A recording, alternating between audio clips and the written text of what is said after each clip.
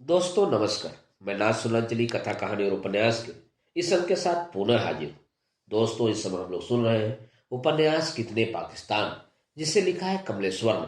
दोस्तों अब तक मैं इस उपन्यास के 30 भागों का वाचन अपने वाचन के पिछले क्रम में कर चुका हूँ, जिसे आप मेरे चैनल कथा कहानी और उपन्यास पर सुन सकते हैं।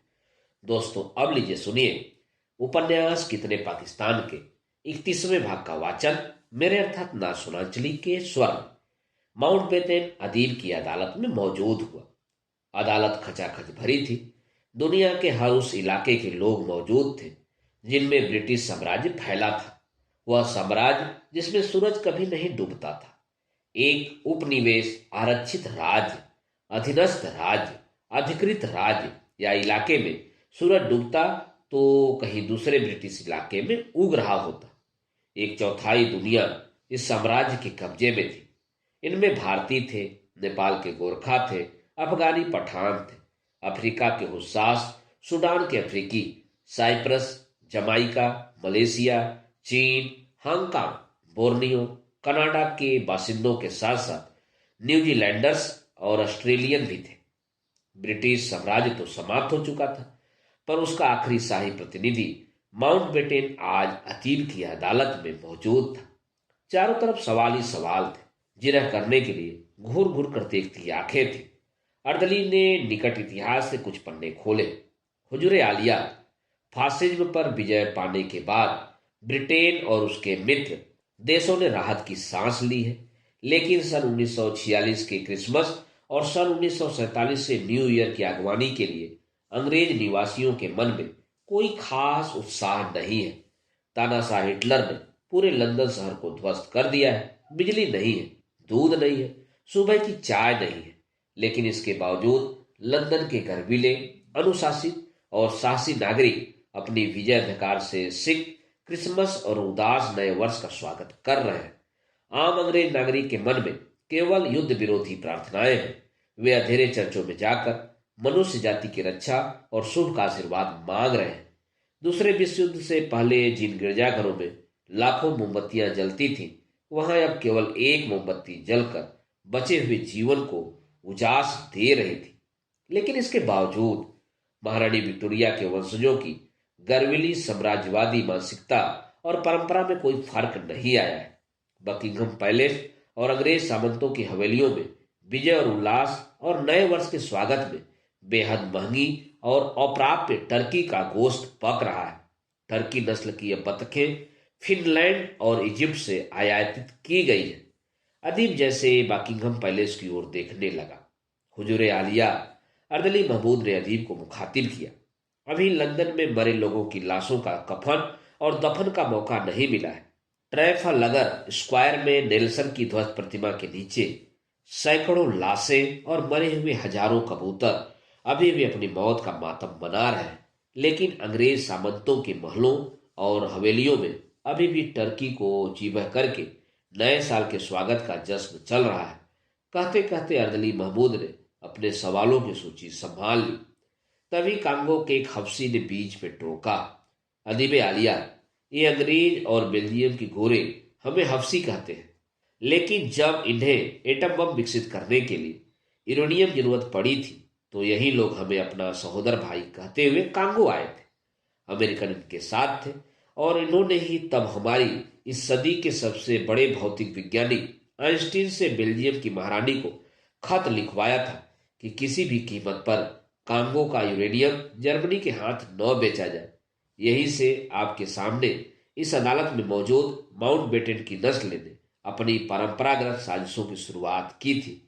तुम कहना क्या चाहते हो? अदीब ने दखल दिया। यही कि इन अंग्रेजों के बयानों पर बहुत भरोसा करने की जरूरत नहीं है, क्योंकि ये राजवंशी नहीं है, लुटेरे और डकैत हैं। इनके डकैत पुरखों ने राजवंश की परंपरा यूरोप में शुरू की थी। पूछिए इस माउंटबेटन से कि इसका यह नीला खून कहां से आया। माउंटबेटन ने अपने इतिहास से उत्तर पाने के लिए लॉर्ड इजमे और अपने राजनीतिक सलाहकार कोनार्ड कोरफील्ड की ओर देखा। लॉर्ड इजमे खामोश था।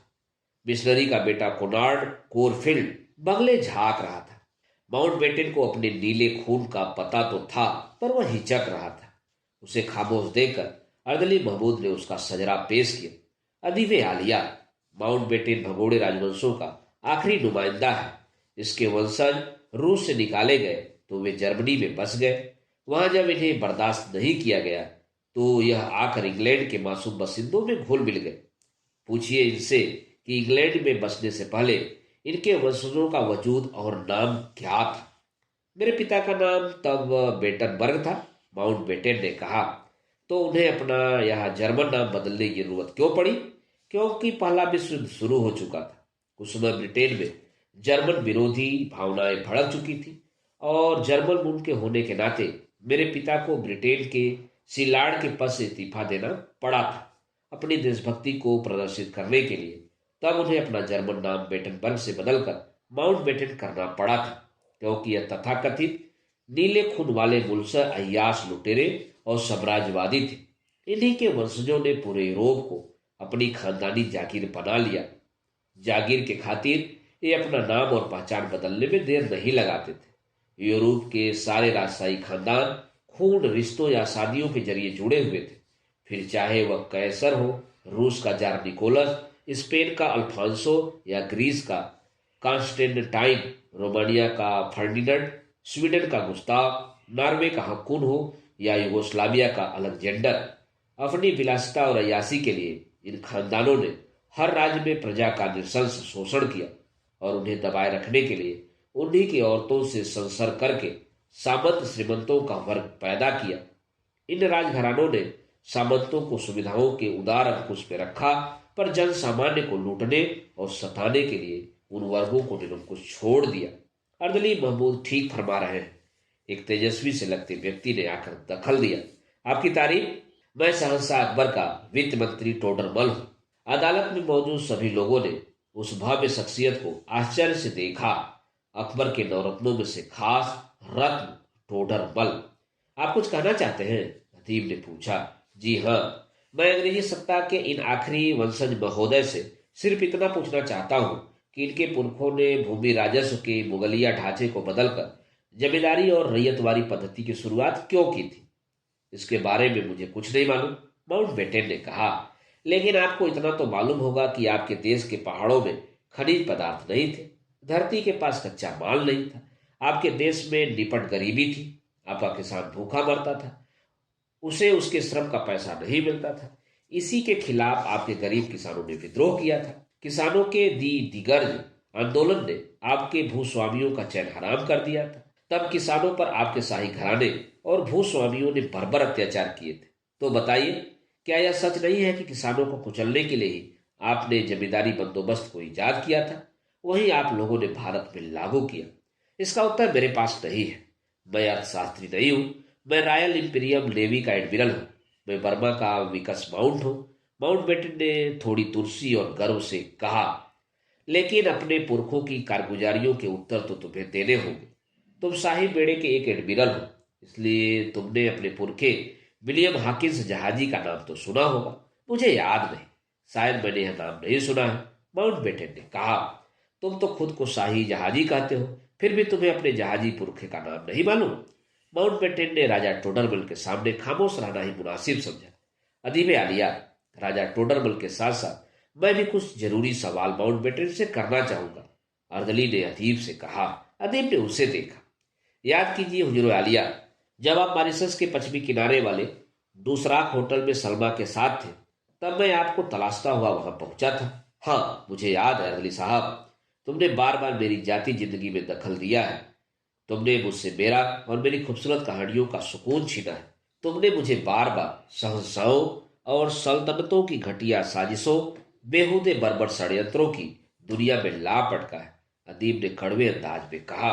हुजूर आलिया, मैं आपकी तकलीफ और नाराजगी को समझता हूं, लेकिन जब एक इंसानी सभ्यता का भविष्य सौदागरी सभ्यता में बदला जा रहा हो, जब मनुष्य के सुकून, सुख, सपनों और अरमानों को मुनाफे की तिजोरियों में कैद किया जा रहा हो, जब एक बड़ी इंसानी सभ्यता को फरेबी सौदागरों के जाल में फंसाया जा रहा हो, वह वक्त बहुत नाजुक होता है। ऐसे वक्त में सिर्फ बाजार की कदरें ही नहीं बदलती, रिश्तों के मयार और मूल्य भी बदलते हैं, दिलों के एहसास भी बदलते हैं, और तब अनकहे तारीखों से कहानियों के आदि और अंत भी बदलते हैं। सोचिए हुजूर आलिया, यह जो पार्टीशन हुआ है, क्या इसने सारी कहानियों के अंत नहीं बदल दिए हैं? अर्दली महमूद की इस दलील ने सबको सोचने पर मजबूर कर दिया। अदालत में मौजूद हर शख्स अपने दिल में झांक कर खुश उत्तर मांग रहा था। यह माहौल माउंटबेटन को रास नहीं आ रहा था। वह कसमसा रहा था, लेकिन उसने सहजता से कहा, मैं अपना कीमती वक्त बर्बाद नहीं कर सकता। मैं सिर्फ आधा घंटा और आपको दे सकता हूं, इससे ज्यादा नहीं। कहते हुए माउंटबेटन ने अपनी घड़ी देखी। तभी राजा टोडरमल आगे आए और बोले, अदीबे खास, मैं कोई भी सवाल पूछने से पहले हिंदुस्तान के इतिहास का एक पन्ना नहीं, सारे पन्ने पलटना चाहता हूँ। एक एक पन्ना पलट कर देखिए, इस भारतवर्ष का पूरा इतिहास पलट जाइए और बताइए कि क्या कभी किसी भी सदी में इसका विभाजन हुआ है? आर्यों ने इसे कभी भी सिंधु देश, सरस्वती देश या गंग देश के रूप में विभाजित नहीं किया। उसके ग्रंथों में हमेशा इस प्रायद्वीप को जब भी द्वीप ही पुकारा गया। उन्होंने हमेशा इस महादेश के दिशांचलों को इसकी समग्रता में स्वीकार किया। रामायण काल में राक्षस रावण से युद्ध हुआ तो केवल आर्य ही नहीं, इस महादेश के एक एक अंचल का व्यक्ति लड़ा। महाभारत के युद्ध के बाद भी विजयी पांडवों ने अपने विरुद्ध लड़ने वाले किसी भी पराजित महारथी के राज्य को इस महादेश से पृथक नहीं किया। भारत महादेश भारत ही रहा। शत्रु और मित्र इसी एकात्म भूखंड का हिस्सा रहे। ईसा पूर्व 3री सदी में मेसोपोटामिया का सिकंदर आया। महाराजा पुरु को पराजित कर लेने के बाद भी उसने इस देश को विभाजित नहीं किया। शक और गूढ़ आक्रमणकारी थे, वे भी इस महादेश के टुकड़े नहीं कर सके। मोहम्मद बिन कासिम आया तो उसने इसी महादेश के सिंध क्षेत्र पर राज किया। उसने इस देश को नहीं तोड़ा, दूसरा देश इजाद नहीं किया। गौरी, नादिर शाह अब्दाली तक ने इस देश के नक्शे को नहीं बदला। तुर्क आए, अफगान आए, वे चाहते तो इसी देश को तोड़कर तुर्किस्तान या कोई दूसरा अफगानिस्तान बना लेते। मुगलिया सल्तनत ने हमेशा इस देश की अखंडता को पहचाना और मंजूर किया। उन्होंने इस महादेश में अपने किसी देश की तामीर नहीं की। यहाँ तक कि औरंगजेब चाहता तो अपनी सल्तनत से गैर मुस्लिमों को अपनी ताकत और तलवार से खारिज करके एक इस्लामी देश को अलग कर लेता, उसे इस्लामिस्तान का नाम दे देता। लेकिन वह ता जिंदगी इसी एक हिंदुस्तान के लिए लड़ता, जीतता और हारता रहा। कहते हुए राजा टोडरमल ने अदालत में मौजूद एक एक व्यक्ति को देखा और सन्नाटे को तोड़ते हुए अपना सवाल पेश किया। तो फिर अदीबे आलिया, ऐसा क्यों हुआ कि अंग्रेजों की सौदागर कौम के हाथों 5000 साल पुराना यह महादेश अपने इतिहास में पहली बार विभाजन का शिकार हुआ? इसका कोई उत्तर है इस जहाजी माउंटबेटन के पास? और इन और ऐसे सवालों का कोई उत्तर नहीं है मेरे पास, माउंटबेटन ने खींचते हुए कहा। क्यों? कोई उत्तर क्यों नहीं है तुम्हारे पास? आखिर इस देश को विभाजित करने तो तुम भी आए थे, अर्दली ने टिप्पणी की। माउंटबेटन का पारा एकदम चढ़ गया। फिर भी खुद पर काबू रखते हुए उसने कहा, मैं इंडिया को आजादी देने आया था। आजादी? अर्दली ने व्यंग से हंसते हुए कहा, तुम कौन थे हमें आजादी देने वाले? तुमने हमारे देश को जीता नहीं था, दुर्वसंधियों और षड्यंत्रों से अपने अधीन किया था। अपने पुरखे विलियम हॉकिंस जहाजी को भी तुम पहचानते नहीं, उसके साथ आए दूसरे जहाजियों को भी तुम कैसे पहचानोगे? तब तुम्हारा देश उतना ही गरीब था जितना गरीब आज हमारा देश है। तब तुम्हारा खानदान शाही नहीं, लुटेरों और समुद्री डाकू को पालने और शरण देने वाला अपराधी खानदान था। यो शटअप! सारी शालीनता के बावजूद माउंटबेटन तिलमिला उठा था। तब अदीब ने टोका था, अर्दली साहब, हमें अपनी शालीनता नहीं छोड़नी चाहिए। समझ में नहीं आता कि तुम यह किस दौर की बातें कर रहे हो। अदीबे आलिया, यह उसी दौर की बातें हैं जिस दौर में महाकवि बिहारी अपनी ससई के श्रृंगारिक दोहे लिख रहे थे और आप खुद मॉरिशस के टुसराक होटल में सलमा की बाहों में मदहोश पड़े थे। आप तो सलमा के बदन पर खिले हुए चुंबन के नीले फूलों की गिनती कर रहे थे। तब मैं आपको तलाशता हुआ वहां अपनी नाव से पहुंचा था।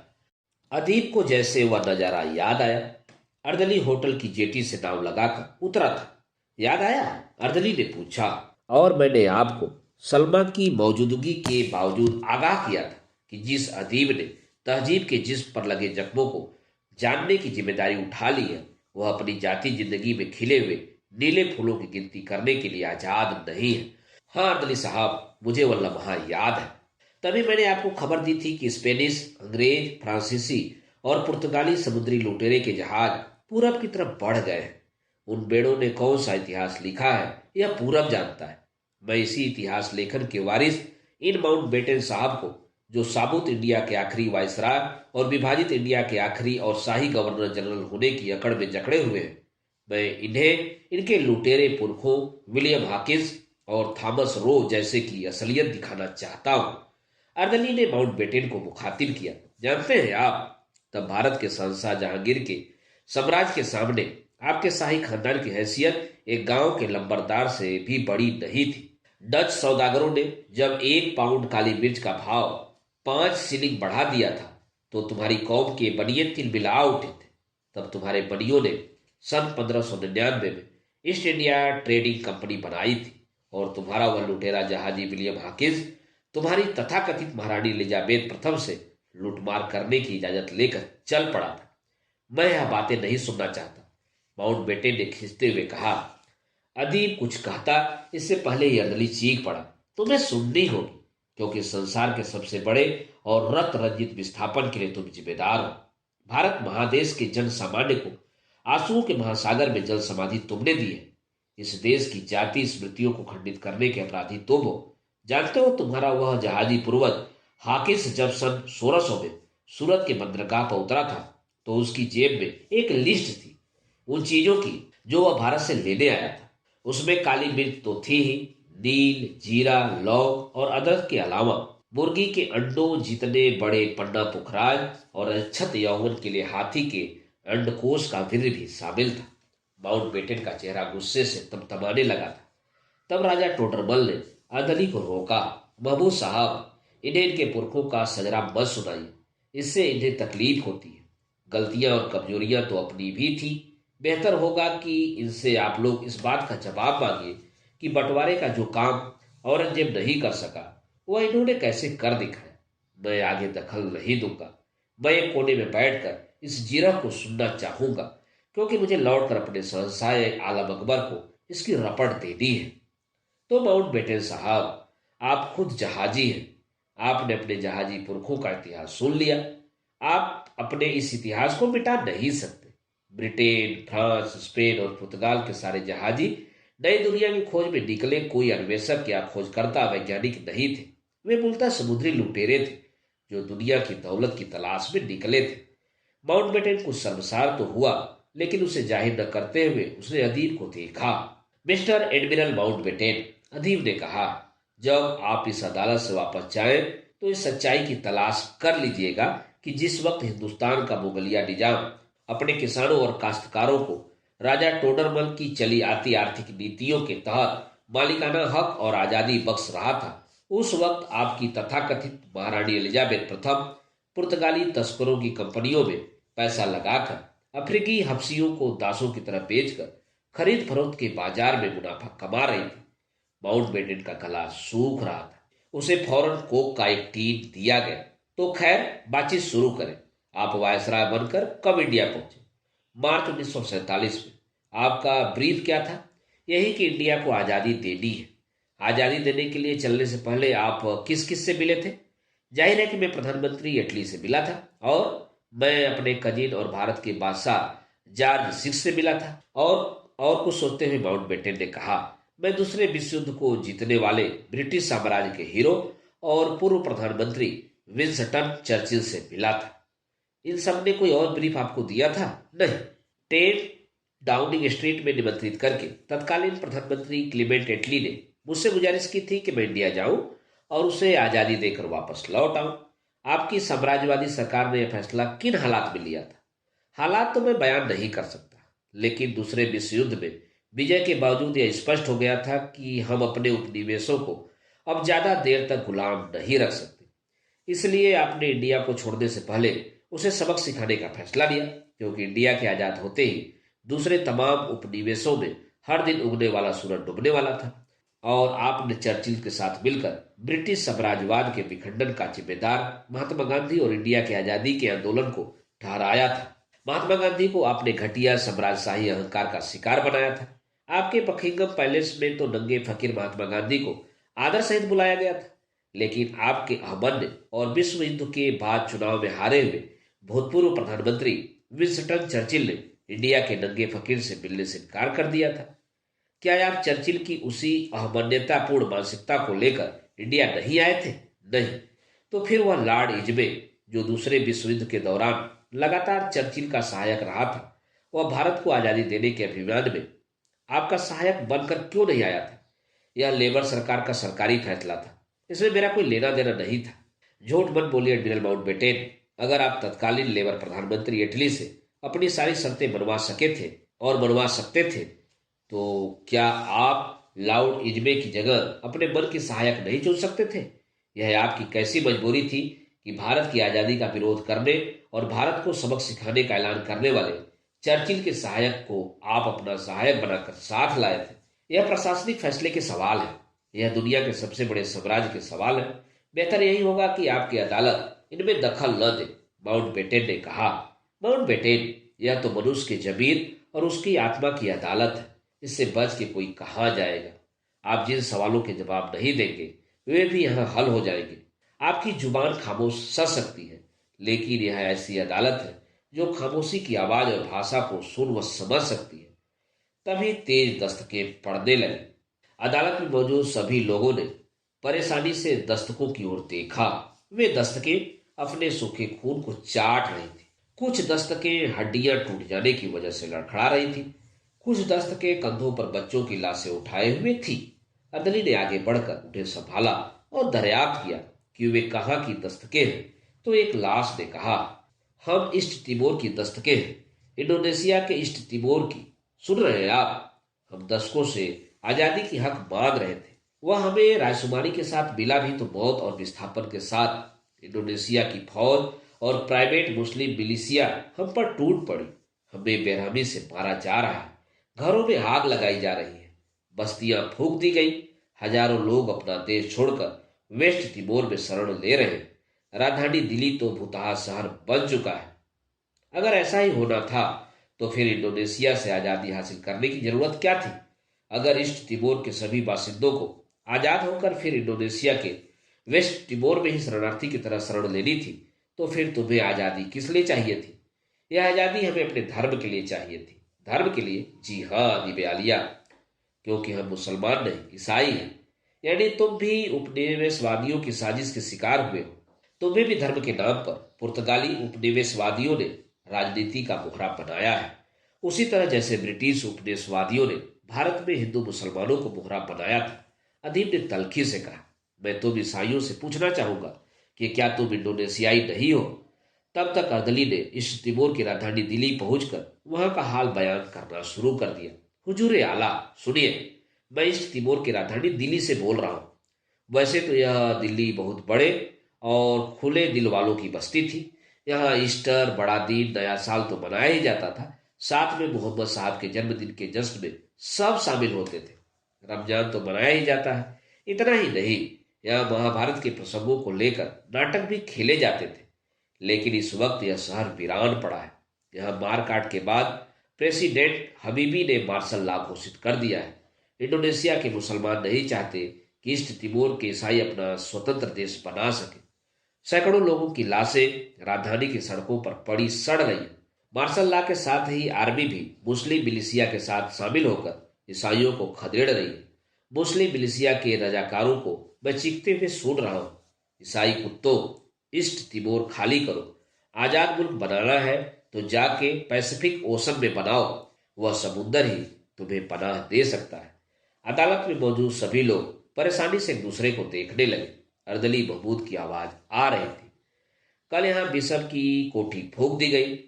आज अभी अभी ऑस्ट्रेलिया के राजदूत जॉन मैकार्थी पर उन्हीं के काउंसलेट में जानलेवा हमला हुआ है। उनको 3 गोलियां लगी हैं, पर वे खतरे से बाहर बताए जा रहे हैं। संयुक्त राष्ट्र संघ की इमारत पर मुस्लिम मिलिशिया ने कब्जा कर रखा है। विदेशी अपनी सुरक्षा के लिए तिमोर छोड़कर भाग रहे हैं।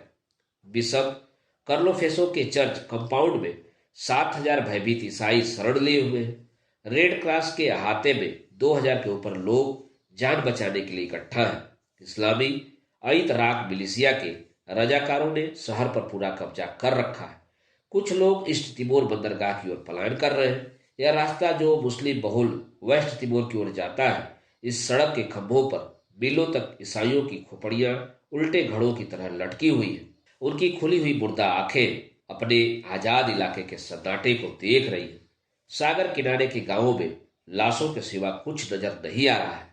हर लाश दूसरी लाश के जनाजे में शामिल है। यह समझना यहाँ मुश्किल हो रहा है कि कौन सी लाश किस लाश को दफनाने ले जा रही है। जो हालात मैं यहाँ देख रहा हूँ उनसे लगता है कि पुर्तगाली उपनिवेशवाद ने आजाद देश के नाम पर दुनिया के सबसे बड़े कब्रिस्तान को बनाने में सफलता हासिल की है। ईस्ट तिमोर दुनिया का ऐसा आजाद देश होगा जिसमें सिर्फ मुर्दे रहा करेंगे। उनकी कब्रों पर जलती मोमबत्तियों की रोशनी आने वाली तमाम सदियों को मौत और हत्याओं का शाश्वत अंधेरा देती रहेगी। अदालत में माउंटबेटन अब और उलझन से कुलबुला रहा था, लेकिन भीड़ बढ़ती जा रही थी। अदीब ने देखा उसकी चारों कहानियां मौजूद थी। यह दूसरी बात है कि वे कहानियां एक दूसरे को नहीं पहचानती थी। अदीब उन्हें देखता तो अजीब से संयोगों से ग्रस्त हो जाता। सलमा की आंखें बार बार जैसे खुदा हाफिज कह रही थी। विद्या रोहतक रोड से तागे पर आई थी, उसी तागे पर जिसके घोड़े के पंख लग गए थे, और आजादी के साथ साथ विभाजन का ऐलान होते ही वह विद्या को लेकर न जाने कहाँ उड़ गया था। ताजुब है कि बूटा सिंह अकेला आया था, न मालूम जेनी क्यों नहीं आई थी। और सुरजीत कौर जो मुल्तान वाले घर से सारे गहने पहनकर सर संवर कर अपने मासूम बेटे को अफीम चटा कर निकली थी, वह अपने 50 साला बेहोश बेटे को तोहदार चादर की तरह कंधे पर डाले अदालत में मौजूद थी। भिखमंगा कबीर भी एक कोने में चुपचाप खड़ा था। और पसो पेश में डालने वाला नजारा तो यह था कि बूटा सिंह चिथड़े चिथड़े हो गई अपनी लाश को फर्श पर लिटाए भिनभिनाती मक्खियों को अपने ही हाथ से उड़ा रहा था। अदीब सोचने लगा कि आखिर उसकी यह कहानियां यहाँ क्यों चली आई है। इन कहानियों को साम्राज्यवाद और उपनिवेशवाद का आखिरी प्रतिनिधि माउंटबेटन तो नहीं लिखेगा। वक्त मिला तो वह खुद लिखेगा या कोई और अदीब इन उदास कहानियों को उठाएगा। तभी माउंटबेटन की करख्त आवाज आई, आखिर आपने मुझे क्यों रोक रखा है? यह पूछने के लिए कि इंडिया के पार्टीशन की बात आपने कब तय की थी। यह बात और इल्जाम गलत है। मैं लगातार इंडिया को यूनाइटेड रखने की पेशकश की थी। माउंटबेटन ने अपने माथे का पसीना पोंछते हुए कहा, क्या आपको मालूम और याद है कि लंदन के एक होटल में सन 1933 में रहमत अली ने जब पहली बार पाकिस्तान की परिकल्पना पेश की थी, तब जिन्ना साहब ने क्या कहा था? मुझे नहीं मालूम, तो मैं आपको बताता हूँ। जिन्ना साहब ने कहा था कि यह नामुमकिन और गलत सपना है। माउंटबेटन ने इतिहास के उस नौजवान विद्यार्थी को गौर से देखा जो उससे जिरह कर रहा था। विद्यार्थी ने जिरह जारी रखते हुए पूछा, शायद आपको मालूम हो कि सन 1934 के आसपास जिन्ना साहब राजनीति से इतने खफा और निराश हो गए थे कि वे बंबई हाईकोर्ट की लाखों की प्रैक्टिस छोड़कर लंदन चले गए थे। उन्होंने घोषित किया था कि वे राजनीति से संन्यास ले रहे हैं और बंबई में लाखों रुपए का अपना फलता फूलता अदालती पैसा छोड़कर वे लंदन में रहने और वही वकालत करने के लिए इंग्लैंड जा रहे हैं। मुझे मिस्टर जिन्ना के इस फैसले की जानकारी नहीं है, माउंटबेटन ने कहा। तो फिर आपकी संसदीय और प्रशासनिक योग्यताएं और जानकारियां क्या हैं जिसके बलबूते पर आप इंडिया जैसे महासंस्कृति वाले विविधता भरे देश के वायसराय बनकर उसे आजाद देने आए थे? क्या आपको मालूम था कि इंडिया में मेड़ता या बलसार जैसी मामूली सी रियासत कहाँ थी और आपकी साम्राज्यवादी सरकार ने भारत की 565 रियासतों के साथ किस किस तरह की संधियां कर रखी थी? क्या आपने भारत आगमन और भारत को आजादी देने से पहले संधियों के उन दस्तावेजों को पढ़ा था? नहीं। क्या आपको इंडिया में अपने पुरखों द्वारा पैदा की गई हिंदू मुस्लिम समस्या की जानकारी थी? नहीं। तब तो आपको यह भी नहीं मालूम होगा कि राजनीति से निराश होकर जब जिन्ना साहब ने सन 1934 में इंडिया छोड़ा था, तब वे इंग्लैंड में क्या कर रहे थे और उनकी राजनीतिक, सामाजिक और प्रोफेशनल सरगर्मियां क्या थी? मुझे ऐसी कोई जानकारी नहीं है। और यह जवाब पाते ही विद्यार्थी भाषण देने लगा। दुनिया की हाजरीन सुनो, सहसा बाबर के बाबरनामा से भी 20 पन्ने गायब है। वह 20 पन्ने जो इस बात का सबूत देते कि बाबर अयोध्या तक कभी नहीं गया था। वह अफगान विद्रोहियों का पीछा करते हुए घाघरा नदी तक गया था और उन्हें खदेड़कर वह घाघरा नदी के जंगलों में शिकार खेलता हुआ यह खबर पाकर कि काबुल से उसकी बेगम और बिटिया हिंदुस्तान में पहुंच चुकी है, फौरन अलीगढ़ शहर की तरफ लौट पड़ा था।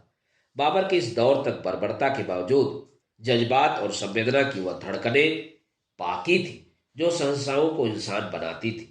बाबर घाघरा नदी के पश्चिमी कछारों और जंगलों से लौट पड़ा था अपनी बेगम और बिटिया से मिलने के लिए। वह घाघरा नदी के पूर्वी किनारे के पार अयोध्या कभी गया ही नहीं था। यह सही या गलत जानकारी देकर आप मुझे क्या बताना चाहते हैं? यही कि आपके चर्चिल जैसे राजनीतिज्ञों ने भारत के विभाजन की भूमिका तैयार कर रखी थी और उसी को अंजाम देने के लिए आपको भारत का वायसराय बनाकर भेजा गया था। यह सरासर गलत इल्जाम है। तो क्या आप इस संगीन स्थिति के बारे में कुछ बता सकेंगे कि राजनीति से संन्यास लेकर इंग्लैंड प्रवास के 3 वर्षों के दौरान जिन्ना साहब किन खास खास हस्तियों, राजनीतिज्ञों और राजनेताओं से मिलते रहे? उनके और जिन्ना साहब के बीच क्या गोपनीय बातें हुई? गोपनीय बातें? हाँ, विद्यार्थी ने सख्ती से पूछा। सुनिए मिस्टर माउंटबेटन, जिस तरह आपके करिंदों ने बाबरनामे के 20 पन्ने नदारद किए हैं, उसी तरह आपकी कौम और इतिहासकारों ने जिन्ना साहब के 3 वर्षीय इंग्लैंड प्रवास को साजिशी गुमनामी चादर में लपेट रखा है। क्या आप यह बता सकते हैं कि गांधी जी के आंदोलनों और भगत सिंह की शहादत से घबराई और लगभग पराजित सरकार तब क्या सोच रही थी और क्या साजिशें कर रही थी? मैं इन हालात के बारे में कुछ नहीं कह सकता। क्या सन 1933 में पाकिस्तान की परिकल्पना पेश करने वाला रहमत अली अपनी योजना को रद्दी की टोकरी में फेंक कर चुप हो गया था? याद कीजिए उस वक्त के हिंदुस्तान के माहौल को, याद कीजिए हिंदुस्तान के क्रांतिकारी इतिहास की भूमिका को। सन 1930 जुलाई के अंतिम रविवार के दिन गूंजते क्रांतिकारी शहीद भगत सिंह के उन शब्दों को वे सोचते हैं कि मेरे पार्थिव शरीर को नष्ट करके वे इस देश में सुरक्षित रह जाएंगे, यह उनकी भूल है। वे मुझे मार सकते हैं लेकिन मेरे विचारों को नहीं मार सकते। वे मेरे शरीर को कुचल सकते हैं पर मेरी भावनाओं को नहीं कुचल सकते। ब्रिटिश हुकूमत के सिर पर मेरे विचार उस समय तक अभिशाप की तरह मंडराते रहेंगे जब तक वे यहां से भागने के लिए मजबूर नहीं हो जाएंगे।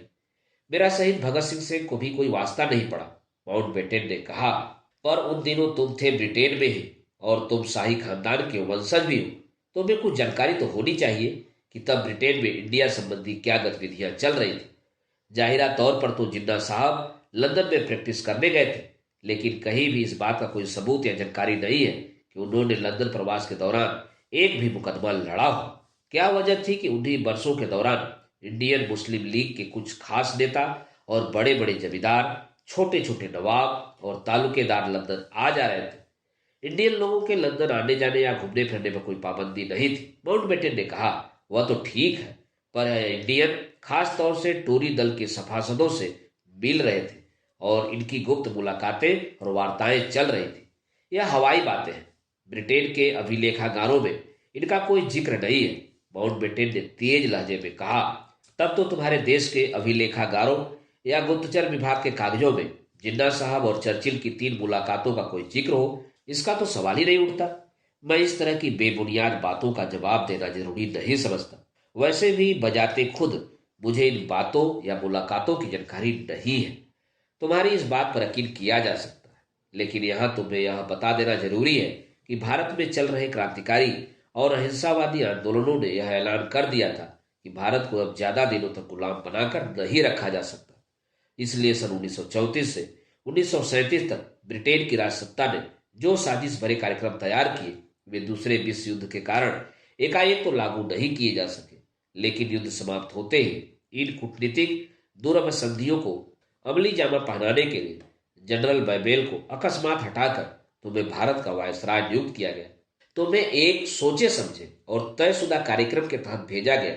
वह कार्यक्रम था जब तक और जहां तक संभव हो भारत की आजादी को स्थगित करना, और स्थगित न हो सके तो भारत को विभाजित करके उसे कई टुकड़ों में बांट देना। यह इल्जाम है, यह बात सरासर गलत है। मैंने लगातार इंडिया की एकता को बनाए रखने की भरपूर कोशिश की, लेकिन मैं उसमें मिस्टर मोहम्मद अली जिन्ना की जिद के कारण नाकामयाब रहा। जिन्ना साहब ही तो तुम्हारी सत्ता के तुरूप के पत्ते बन गए। सीधे सीधे कहे तो उन्हें जानबूझकर तुम अंग्रेजों ने तुरूप का पत्ता बनाया।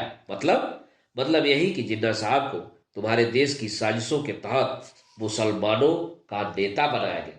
नहीं तो भारत का मजहबी नमाजी मुसलमान जिन्ना जैसे गैर मजहबी बेनमाजी पोर्क से परहेज न करने वाले मुसलमान को कभी अपना लीडर मंजूर नहीं करता। यही वह साम्राज्यवादी करामाती करिश्मा है जो तुम लोगों ने कर दिखाया।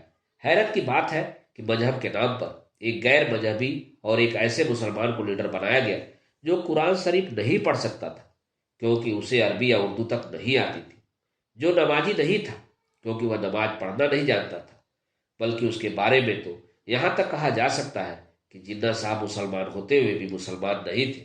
उत्तर भारत के तमाम तालुकेदारों, छोटे मोटे नवाबों और जमींदारों के सामने पाकिस्तान नामक देश बना देने का लुकमा फेंक कर अंदर ही अंदर जिन्ना साहब की लीडरी को मनवा दिया गया था। आप लोग कुछ भी सोचने के लिए आजाद हैं।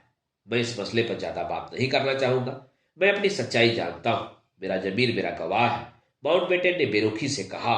और यह भी गलत बात है कि मैं इंडिया की आजादी स्थगित करने आया था। सुनिए सुनिए माउंटबेटन साहब, यह ठीक है कि युद्ध के बाद टोरी हार गए थे, लेकिन सरकार की नकेल तब भी चर्चिल के हाथों में थी। आपके चर्चिल लेबर सरकार के फैसले को हाउस ऑफ लॉर्ड्स में लटकाए रख सकते थे, क्योंकि उसमें आपके सामंतों की मेजोरिटी थी और आपका ब्रिटेन उस वक्त युद्ध के बाद ध्वस्त था और भूखा मर रहा था। हिंदुस्तान की आजादी स्थगित करके आप कुछ और वर्षों तक शोषण करने का अधिकार पा सकते थे। नहीं, माउंटबेटन चीख पड़ा, हमारे पास आइल ऑफ वाइट में उस वक्त भी इतनी दौलत थी कि हमारी 10 पीढ़ियां आराम से खा सकती थी और जीवित रह सकती थी। आपके आइल ऑफ वाइट में आपके पसीने की दौलत नहीं, दुनिया के उपनिवेशों की शोषित दौलत मौजूद थी। वह दौलत आपकी नहीं थी। यह कोने से उठकर आया भिखारी कबीर बोल रहा था और लगातार माउंटबेटन से जिरह कर रहा था। मैं भिखमंगों से बहस करने के लिए तैयार नहीं हूं मिस्टर अदीब, माउंटबेटन ने शाही ठसके के अंदाज में कहा। और इससे पहले कि अदीब हस्तक्षेप करे, भिखारी कबीर भड़क उठा। माउंटबेटन, हम भिखमंगों की नस्ल तुम लुटेरों ने पैदा की है। हम जैसे भिखारियों की नस्ल तुम्हारे इंडस्ट्रियल रेवोल्यूशन से पहले दुनिया के किसी देश में मौजूद नहीं थी। अमीर और गरीब पहले भी थे, लेकिन भिखारियों का जन्म उपनिवेशी बंदोबस्त के साथ हुआ, जब आर्थिक और जीवनगत न्याय के मूल्यों का अंत, मुनाफा केंद्रित अंध शोषण और स्पर्धा का जन्म हुआ। नहीं तो इससे पहले गरीब तो थे पर भिखारी नहीं थे।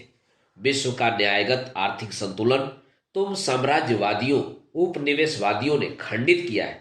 नहीं तो मुझ जैसा लाचार आदमी भारत और पाकिस्तान में भीख मांगने के लिए मजबूर नहीं होता, जो एक दूसरे के खिलाफ दुआ मांगते हैं। तुम उपनिवेशवादियों ने हमारी दुआएं भी दोगली बना दी। अदालत में मौजूद मुर्दे भी भिखमंगे कबीर की बात बहुत गौर और सहमति से सुन रहे थे।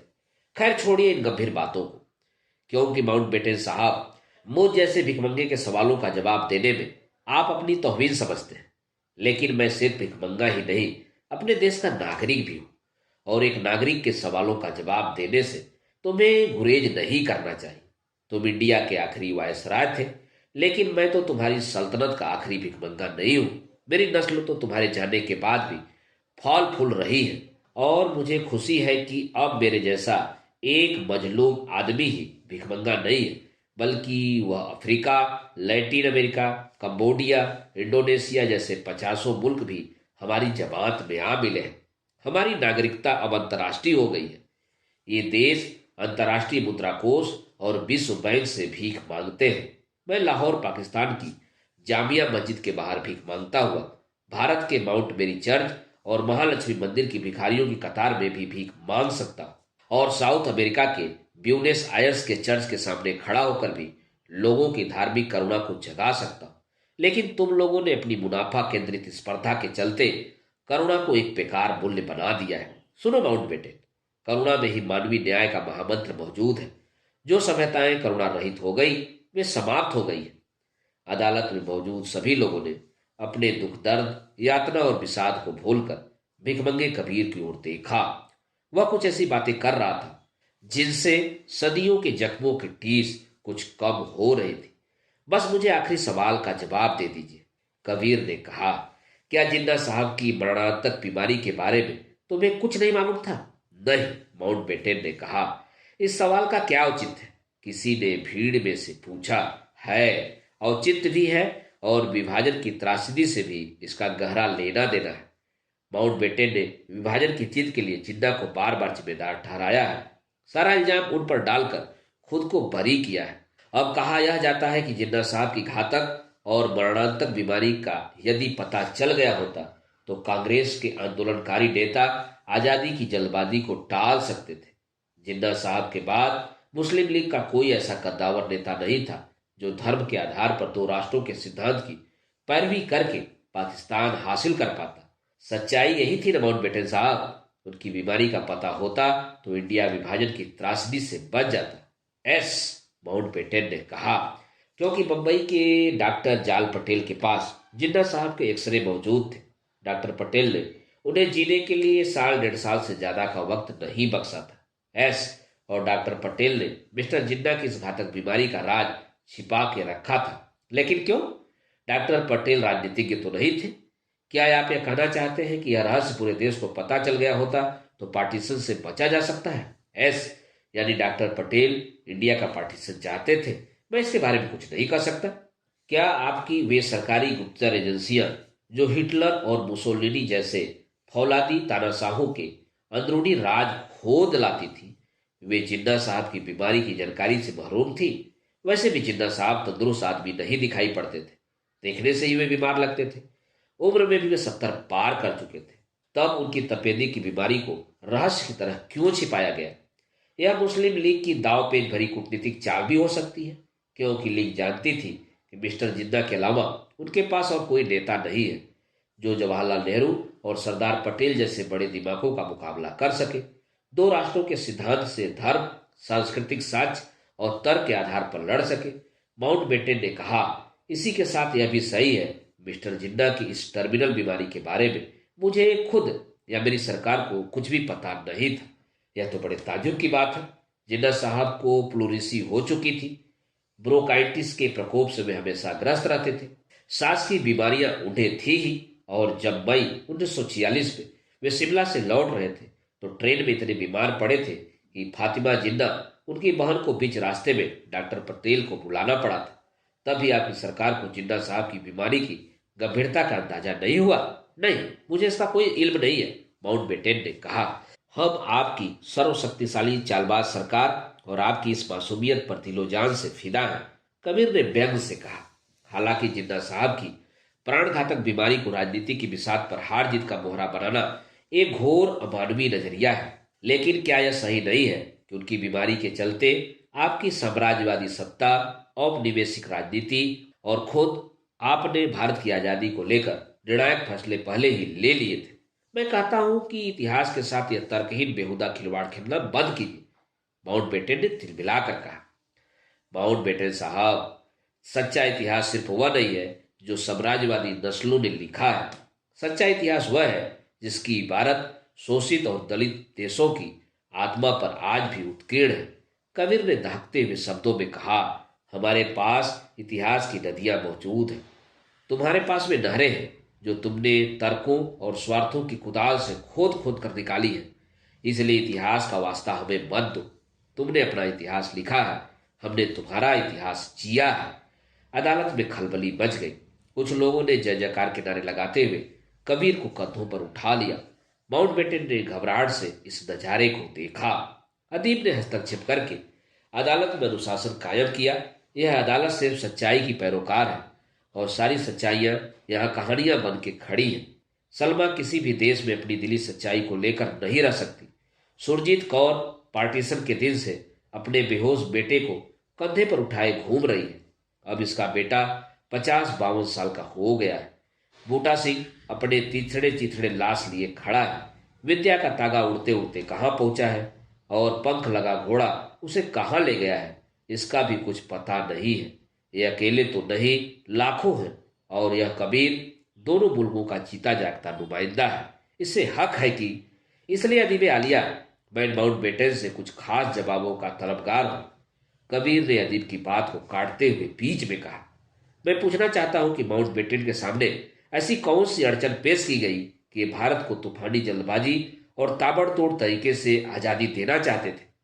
यह फैसला मेरा नहीं, ग्रेट ब्रिटेन के लेबर दलीय प्रधानमंत्री क्लीमेंट एटली साहब का था। वे भारत की आजादी के पक्षधर थे। यह फैसला उन्हीं का था। यह ठीक है कि एटली साहब ने भारत को आजादी देने का फैसला लिया था, लेकिन इतिहास बताता है कि भारत को कैसी आजादी दी जाए यह फैसला आपके शाही खानदान और चर्चिल ने ले लिया था। क्या आप भारत रवाना होने से पहले चर्चिल और अपने सम्राट से नहीं मिले थे?